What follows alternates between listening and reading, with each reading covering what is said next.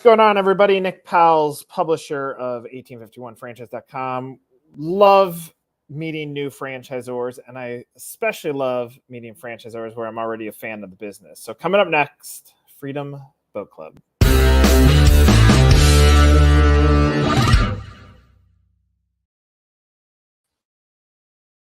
All right, Lisa. Question one is how we always get things going, but it gives us some insight into your story.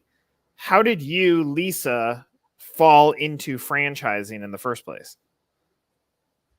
Oh my gosh. So I'm a woman of faith, and I will say it was definitely God-driven when you know my back history.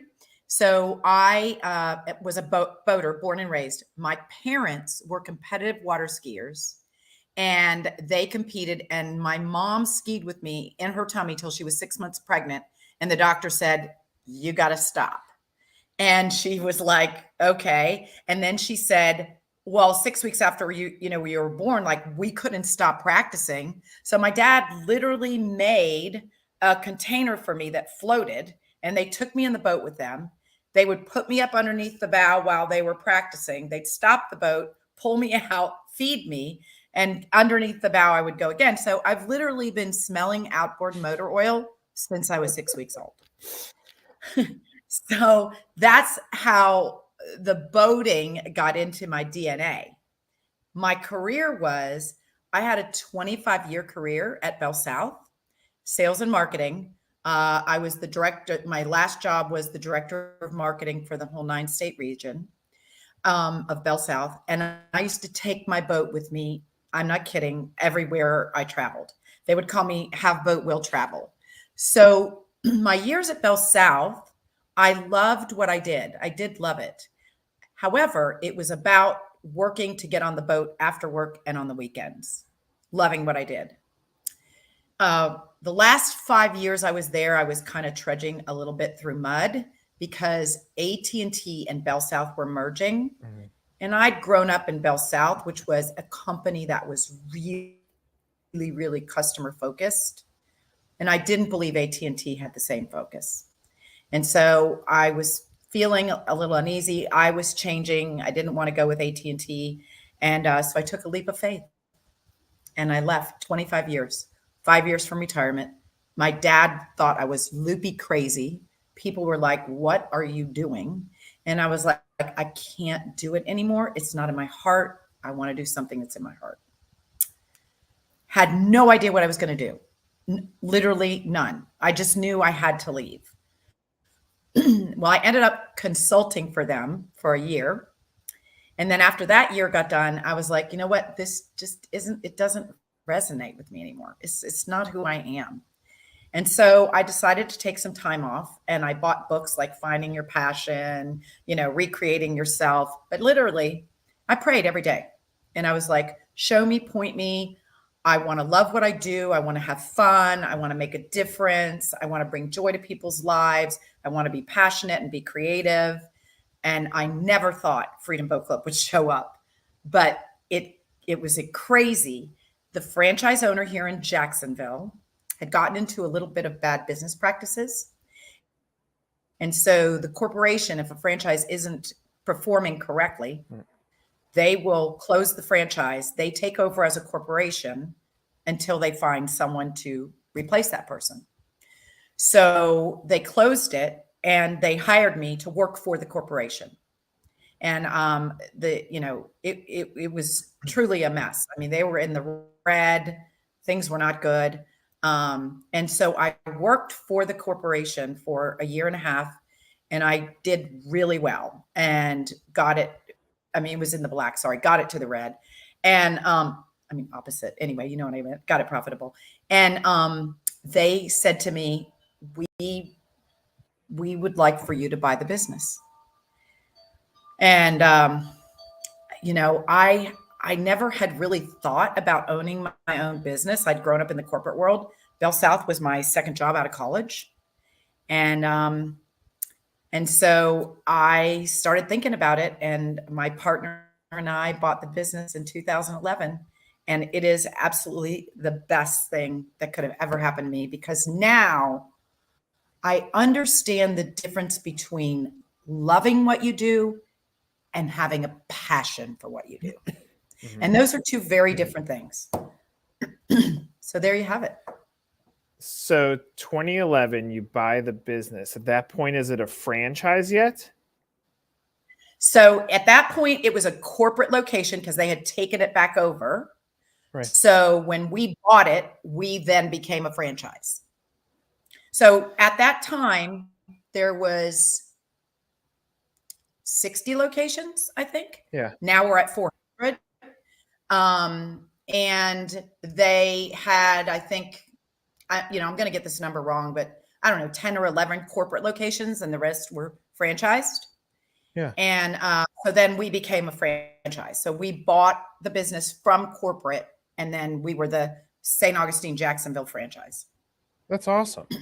And okay, so at that point, if you go back one day before you buy the franchise, Yes. do you understand what franchising is? Like, do you have an understanding, and how vastly different did it end up being as you started to understand what franchising was?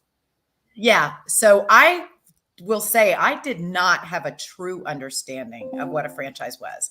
I had a very high level understanding because I'd worked, with them, but I didn't really. And honestly, this is a really strange story. So I ran the business for a year and a half. And then the owner at the time, John, came to me, the franchisor, said, "Hey, I really want to build up the franchise side of the business.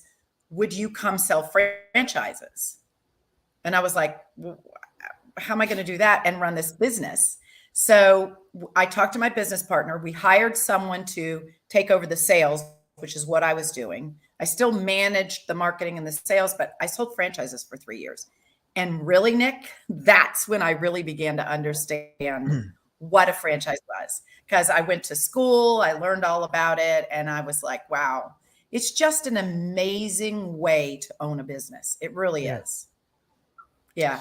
So when you jump into the sales side, and I want to go back to the statement that you made, Yes. that there's a difference between what you love and being something that you love and something that you're passionate of. Yeah. When you think about the candidate that's coming in these first 3 years of you doing it, I would imagine there's a lot of conflict there because of the industry that you serve. You're in a really, really interesting, neat industry that you might love boating. You might have the same story that so-and-so grew up on a boat, but it's different to be the business owner of someone or a business that happens to be in boating. So talk about maybe some of the discovery that you've gone through with the awarding of franchises to the business operator and how you've maybe tweaked who your focus is.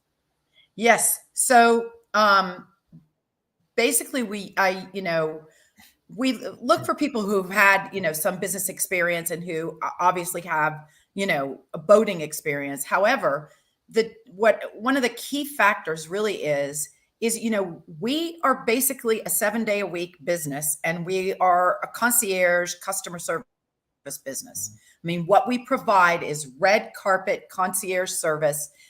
Get on the boat, that you get there, it's clean, it's gassed up, it's ready to go. We put you out on the boat, you go out and have a good time, you come back, give us the keys, and that's it. And we're only closed 4 days a year. So my first thing that I would tell people is, if you don't love people, you have to have a passion for people and a passion for being in service, really, because that's what we are. And then business knowledge and finding that person, like you said, you might love boating, but not really have business background, but you also might, we really kind of talked about how this isn't really it needs to be an owner operated business. I mean, you've got to be involved. It can't really be an investor and you expect someone's going to run it for you. There's so many moving parts. So we would look for people who, yes, knew about the boating industry and had that passionate, but also wanted to run the business and be actively involved in the business. Yeah. Okay. So now, you jumped into franchising how many years ago? Yeah. So that was 2011 when we bought the business. And you became lead of franchise sales. Yeah. I sold in, I think, 2013, 14, and 15, maybe. I sold for 3 Okay. years. And then what happened was Freedom Boat Club was growing. We were growing, and they really I needed to come back to my business full time. And they really needed to, have somebody at full time, selling franchises. So it was like an interim period, but it was an amazing learning for me on so many levels, because I'd had a ton of experience in sales, but I'd never sold like a long-term process sale. You're helping these people decide what to do with their 401ks and their money and their investment and their life. And I'd never, and of course, all the laws and everything that go along with, franchising. So it was really, I loved learning about it, and I love running my business more.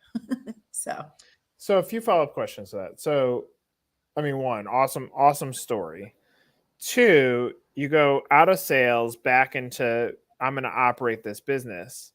I would imagine, I would hope that still today, you have to be one of the best phone calls for due diligence that a franchise candidate can make, because you know Yes. the inner workings, you know conflict, because you took over a business that had to go through conflict at the time, and you Yes. stepped back out and said, I know how to grow and scale this. And if I'm throwing another thing on here, you have a real dance with what equals happiness, because you left corporate America and have stayed in this for the last 12 years. So do candidates reach out to you? Do they understand the depth of your story and the insight that you could potentially provide them on whether this makes sense for them as a business operator? Oh, yes, 100%. I definitely do. Have taken many phone calls from many people who are, doing their due diligence and, looking to find out and all of that. 100%. I love speaking with them about it, because, it's funny, Nick. It's just like what I tell people when we're talking with them about joining our club. Our club is a perfect fit for a lot of people. And when it is, it's amazing, but it's not a fit for everyone. Some people need to Yeah. buy a boat, and some people need to just rent boats. It's the same thing with the franchise. This is a perfect fit for some people. And for those that it is, it's going to be incredible and unbelievably rewarding. I mean, I tell people all the time, I'm either on a boat, I'm thinking about boating, I'm buying boats, I'm talking boats, I'm at a marina, or I'm at a boat show. I mean, it's like, come on. And I wear shorts and flip flops, and I get to bring people to the water who've had a dream their whole life of wanting to get on the water, but never did it. Yeah. And I get to fulfill that dream. Like, it's amazing. And be successful as a business operator too. I mean, like, you throw all Yes. those things on there, and sustainability and stickiness. So what now that you've accomplished so much in this business, now I'm going to frame this in two ways. One is your profile as a franchise buyer is exactly the profile when you hear other franchisors talk about, I want to go find a multi-unit, multi-brand operator, you would fall under the category of a great target for another franchisor. So one, have you Yes. thought about scaling beyond this? And two, can another franchisor, and I've always been fascinated by this, could they knock on your door and get in at bat with you? Or you're like, I'm good. I'm happy with what I'm doing.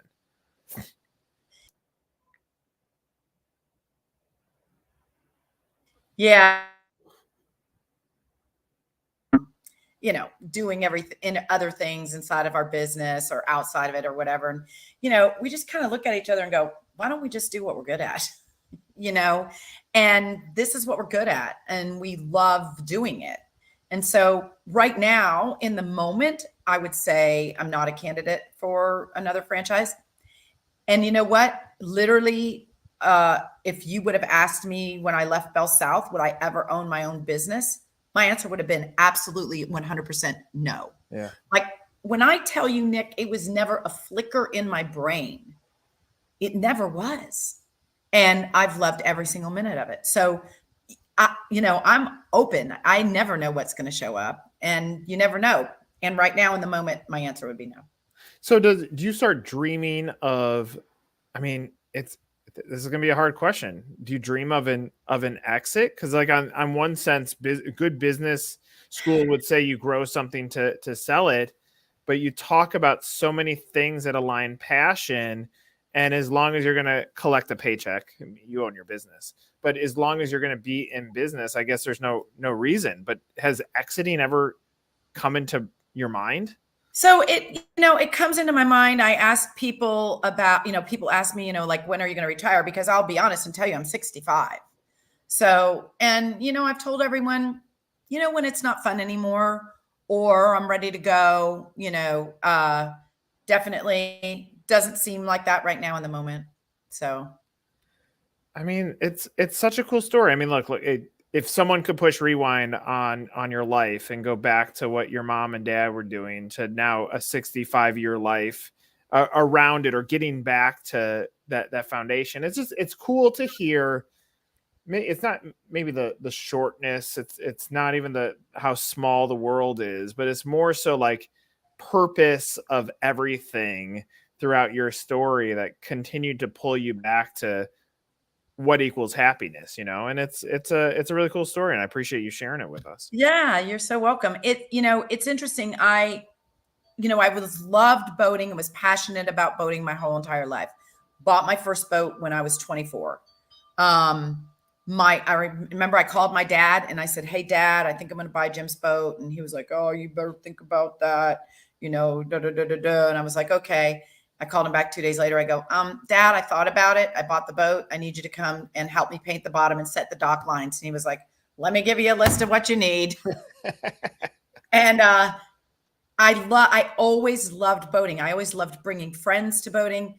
When my sister had when we had her bridesmaids luncheon, it was at my house on the boat, and we taught everybody to water ski. I mean, that's so awesome. And so when I think about that, and I loved sales and marketing, which I do love sales and marketing. So the marriage of your passion for boating and your love of sales and marketing, it's like, it was crazy. Who would have thunk it? That's awesome. And I could have never thought it for myself ever. Well, I wasn't going to do this, but now it kind of makes sense, because I feel like I gotta end with like that view. It's like that's really where I'm sitting right now. It's not like I'm doing what you're doing. I'm just doing it in a little bit of a different way. That's awesome. Yeah. I mean, look, I love your story, and look, this is a meet the Zor and a franchisee, and I think that's the cool thing about this, because you've occupied both sides of it, and just falling accidentally into this. I think that's what we all have done. We've all fallen accidentally into business, and if you can find the aspects that you can love in franchising, which in my opinion, it's always been the rock stars like you. I mean, the amount of even though you have a franchisor, being a business owner can still be lonely, and you have to have a lot of conversations in your brain about what it means and how am I going to get through this. And you have a really cool story of corporate America into business, into franchising, into selling franchises, back into business, and just having a good attitude on this. And I really appreciate you sharing the story. No, with you're us. so welcome. The thing I love about franchising is that exactly what you just said, Nick. You have people to connect with. If you have a problem, you reach out to them and you can get answers. And not only that, you have what I call it, business in a box. It's already built for you. You have all of the basics. You don't have to go figure all that out. They've figured it out for you and then give you the model. And then you have this great collective group of people that are like-minded that, share it with you. And it's, I mean, honestly, I wouldn't want to do business any other way. I don't think. I love it. Lisa, I'm going to be champion your story. Thank you so much for sharing it with me. I look forward to hearing where it goes. And obviously, when I'm in Jacksonville, I know who to call. I almost became a member in Chicago. Truth be told, we moved to Atlanta, and I know there's another location in Atlanta too. Yeah. But we moved right before we made the decision to move. We went and toured, and we're like, this is what we need to do. So it's there. Like I know it's there. So eventually our paths will cross in another way too. Awesome. I'll just tell you one thing. I cannot tell you, we've had so many members join that have been in our CRM system for years. Yeah. And bar none, every single one of them goes, why did I wait so long? I wish I would have done it several years ago.